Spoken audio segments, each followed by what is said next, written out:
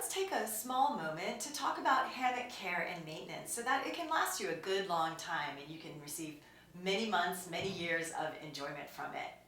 Now, wherever you purchased your equipment from and whoever helped you install it, I'm sure that you got special instructions from them in terms of how to maintain it and how to inspect and what to look out for. And hopefully you also got some washing instructions for how to wash the hammock where it will last a good long time. We're not talking about that. What I am going to say is that there is more things you can do in addition to make sure that your hammock doesn't get any tears or puncture holes in it.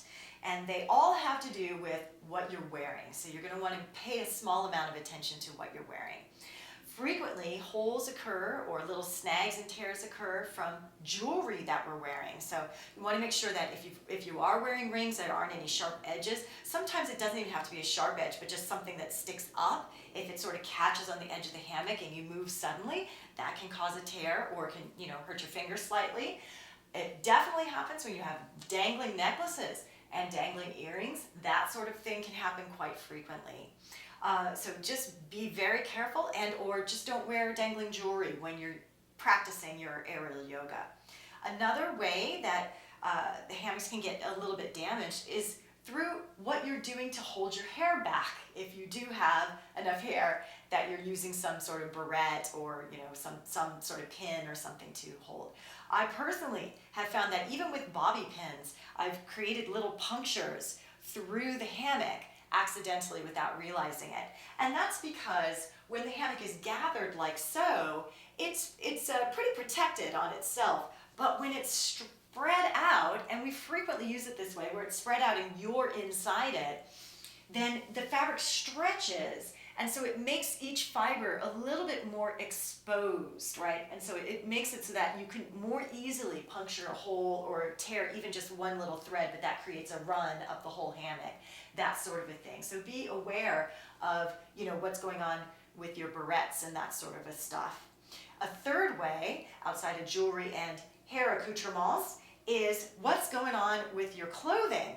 So most clothing, like what I'm wearing, pretty smooth and flat, no worries. But sometimes I've seen yoga pants and tights where they have zippers either down the side here on the leg or sometimes even a zipper in the back.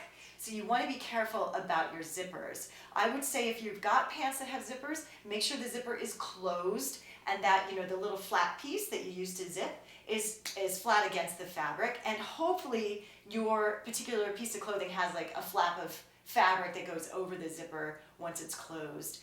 That would be ideal. Be very, very careful of Velcro. Yeah, you want to make sure that I would suggest not even wearing Velcro, anything with Velcro on it at all, because that can easily catch the hammock and then really it can tear it. The last way that the hammock can possibly get torn accidentally is probably actually the most common way, and that is when you have maybe a part of your nail that's a little too sharp, either fingers or even toes. Once again, when you're inside the hammock and it's spread out, it can be quite vulnerable. It is only fabric. I'm sure when they cut the length of the fabric for your purchase, they just used some scissors. They didn't have to use anything very special and unique. So it can be vulnerable, even though it is still very strong. So anyway, there's some tips for you, just things to be aware of. Once it's in your awareness, you should have no problem. It doesn't really take a lot of thought.